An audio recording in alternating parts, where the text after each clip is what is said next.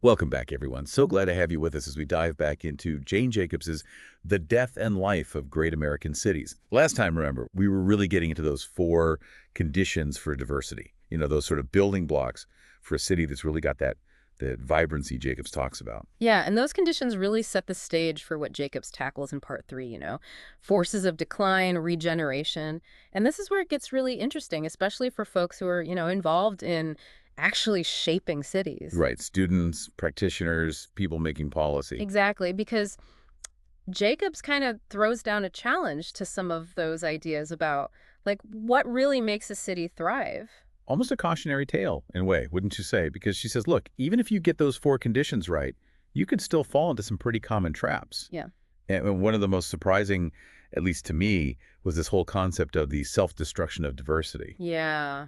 Sounds counterintuitive for It her. does. But she's basically saying the more successful a diverse area becomes, the more it can actually end up undermining itself. It's fascinating because she's not talking about, outside forces like a recession or some disaster. She's talking about this kind of internal process where success, like runaway success, leads to too much of a good thing, I guess. Too much of the same thing. Yeah, and that actually causes things to start to decline. Yeah. I mean, imagine like a neighborhood with a cool mix of shops, restaurants, all that, but it gets so popular that rents go through the roof. Yeah. And all of a sudden, the only places that can survive are like those big chain stores, Right. banks. And that special, something, the thing that made it so cool in the first place just vanishes. Exactly. It becomes, she uses this great analogy. It's like a fad. Everyone wants the same thing.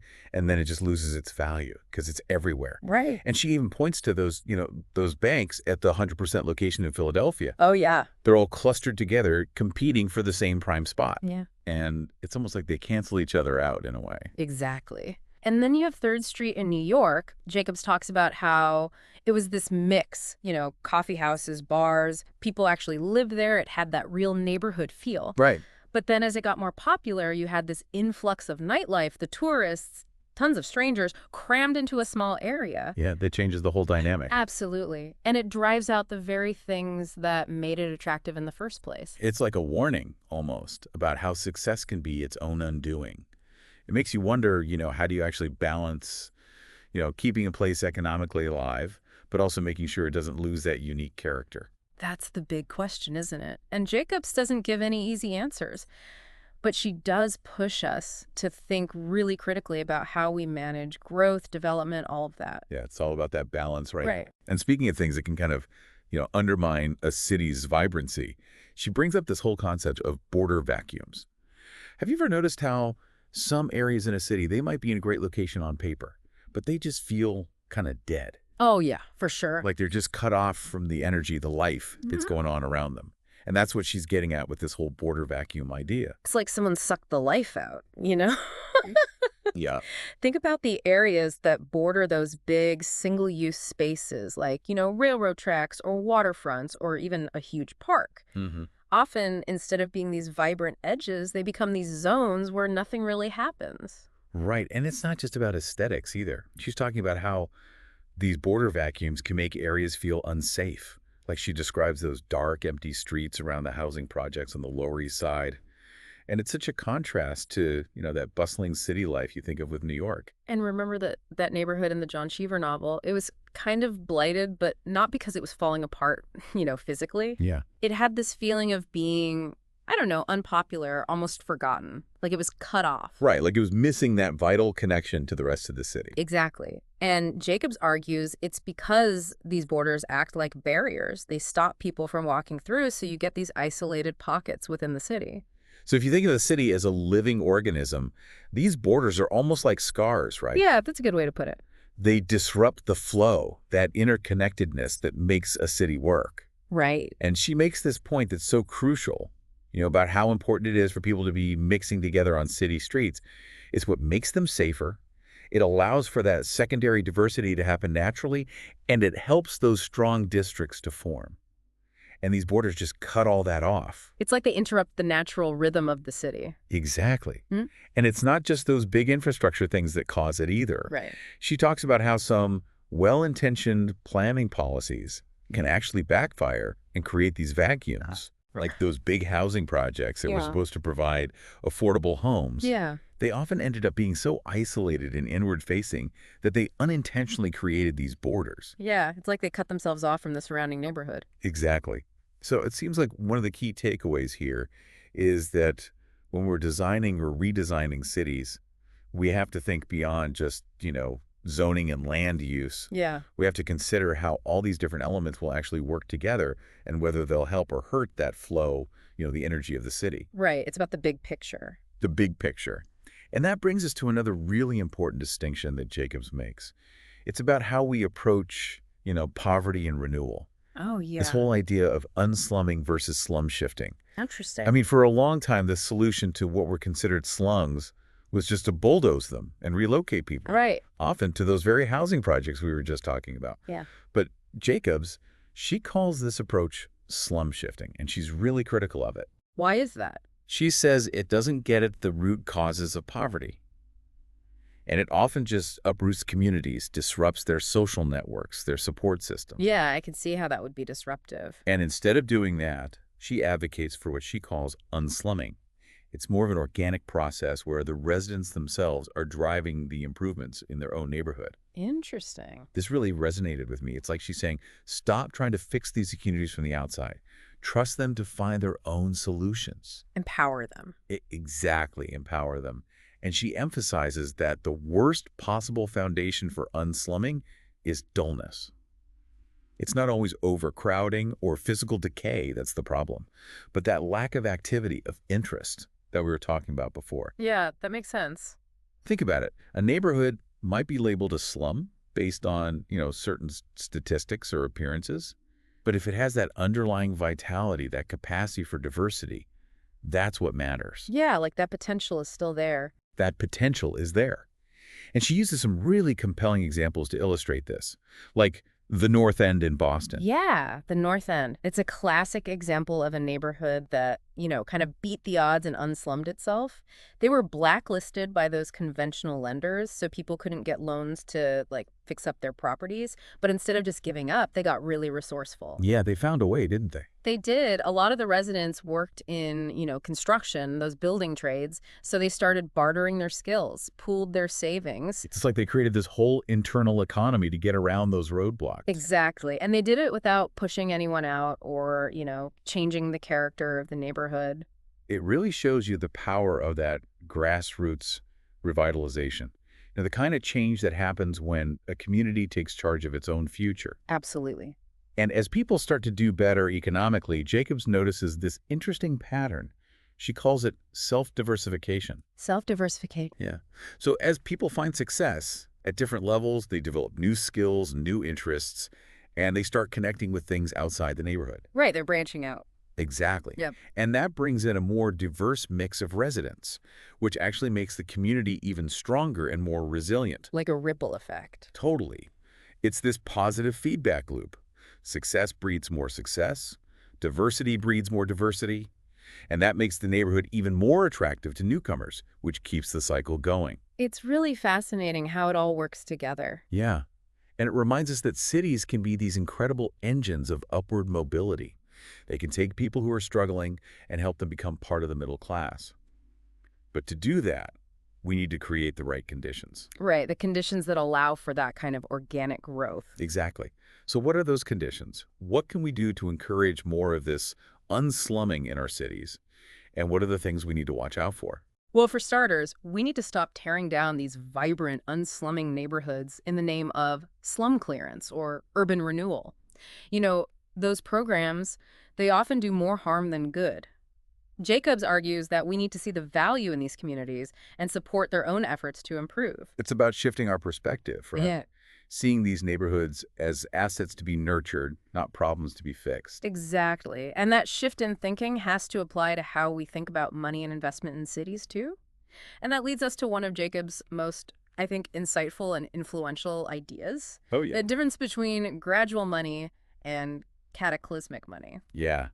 This is where it gets really interesting, especially for those of us working in planning and policy, because it's about recognizing that not all money has the same impact. Right. Different types of money have different effects. So Jacobs argues that the best kind of money for organic growth in cities is what she calls gradual money. Those are small, continuous investments that allow for, incremental improvements, adjustments along the way. It's like giving a plant a steady supply of nutrients, right? Helping it to grow at a healthy pace. Perfect analogy. But sadly, that kind of money is often missing in cities. Instead, we get these big, sudden influxes of cash. Cataclysmic money. Cataclysmic money, exactly. Often from things like huge government projects or these massive private investments. And those might seem like a good thing at first, but Jacobs argues that they can be incredibly disruptive. It's like flooding that plant with way too much water all at once. It overwhelms it, can actually do more harm than good. And that's often what happens with this cataclysmic money in cities. Yeah. You get these sudden, jarring changes that disrupt the communities that are already there, push residents and businesses out. Right, and then you end up with these sterile, homogeneous environments that lack that character, that life, of a neighborhood that grew organically. Yeah, that's that top-down approach to planning that she's so critical of. She believes in that bottom-up, organic approach that respects what's already there and allows for those smaller, gradual changes over time. Right, working with the existing fabric of the community, not trying to impose something completely new. And this difference between gradual money and cataclysmic money Mm. is really important when we think about those neighborhoods that are trying to unslum themselves. Yeah, those neighborhoods are already facing an uphill battle. And Jacobs points out how credit, blacklisting that practice of denying loans to people in certain areas, makes it even harder. Yeah, it cuts them off from the resources they need to thrive. It's like they're being financially starved. Exactly. It breaks my heart because, as Jacob shows us, like with those stories about the North End and back of the yards, these neighborhoods have so much potential. Right. They have the will, they have the ideas, they have the people. Exactly. But they're being systematically denied the chance to actually make things better. It's like we're holding them back. And she argues that it hurts the whole city, not just those specific neighborhoods, because it prevents the city from growing its middle class, from fostering that diversity and economic energy. Right. Cities should be these engines of opportunity helping people move up. Exactly. But we're stifling that process by cutting these communities off from the resources they need. And to make matters worse, these credit blacklisted areas, they become prime targets for those predatory lenders. Oh, yeah, that shadow world of lending. Yeah, those high-interest loans that just trap people in a cycle of debt. They exploit people who are already struggling. It's awful. It's a vicious cycle. The neighborhoods that need help the most are the ones that are systematically denied access to it. And that just makes them more vulnerable to exploitation and decline. It's tragic, really. It is. So if we want to break this cycle, what can we do differently? How do we move away from this over-reliance on cataclysmic money and create a system that encourages more gradual incremental investment? It's a big question. It is. Well, I think one thing we can do is look at how we approach public investment. Instead of pouring money into these massive redevelopment projects, maybe we should prioritize smaller-scale interventions that support those unslumming efforts. So instead of coming in with these huge plans to demolish and rebuild, maybe we need to be more strategic. Yeah. We need to listen to the needs of the community, support their vision for their own neighborhood. That makes so much sense.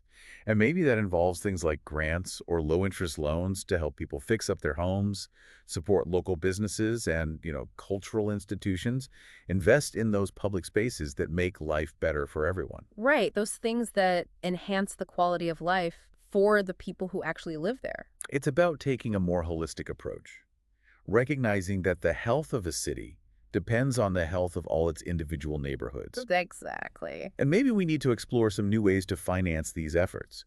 Things like tax incentives for smaller developments or even community-owned lending institutions that are specifically designed to serve those blacklisted areas. Yeah, finding creative ways to get money directly into the hands of the people who need it most. It all comes back to empowerment, doesn't it? It does. Giving communities the tools and resources they need to shape their own futures. That was really at the heart of Jacob's philosophy, wasn't it? It was. She really believed in the power of communities to govern themselves, to determine their own destinies, and access to gradual money is crucial for making that possible. It's about creating a system that supports organic growth and change, not dictating everything from the top down. This whole conversation about money has been really fascinating, and it's clear that Jacobs sees it as a fundamental part of how cities work. But beyond just the financial side of things, she also delves into some really interesting ideas about how we can physically design cities to prevent those border vacuums and encourage more interaction, more diversity. Yeah, she talks about the importance of creating seams, those places where different types of uses and activities can mix, even blend together. It's about softening those hard edges and creating a more permeable, I guess you could say, urban fabric. So how do we actually do that? How do we take these concepts and turn them into real design solutions? Yeah, it's like we're trying to create a city that's more like a tapestry, with all these different threads and textures woven together. I like that. Instead of having these rigid zones for everything, like residential over here, commercial over there, parks off to the side, Right. Jacobs is saying we need to figure out how to interweave them in a more, I guess, organic way. So like a park wouldn't be this completely isolated block. The edges are designed to actually invite people in from the surrounding streets. Exactly. You could have cafes with outdoor seating spilling out onto the sidewalk, or a library with big windows facing the park. Mm-hmm. Maybe even apartments above shops that look out over both the park and the street. You're getting the idea. It's about blurring those lines, creating those seams where different parts of the city can flow together. And even something as simple as a crosswalk can be a scene, right? Mm. If it's well designed, feels safe, especially at night. I'm thinking of that example she gives about the crosswalk in Central Park. It Mhm. became this popular spot for dog walkers in the evening. Oh, yeah. And because there were more people around, other folks felt safe enough to use the park after dark too. It's funny how those little things can make such a difference. It really is. Yeah. But I guess not all borders are created equal. Some are harder to work with than others, like those big expressways or those huge institutional campuses. Yeah, those can be tough. So what do you do about those? Are you just stuck with those deadening border vacuums? Well, for those really tough cases, Jacobs suggests a different tactic. She says you need to create really strong counter forces in the areas right around those borders. Counter forces. What do you mean by that?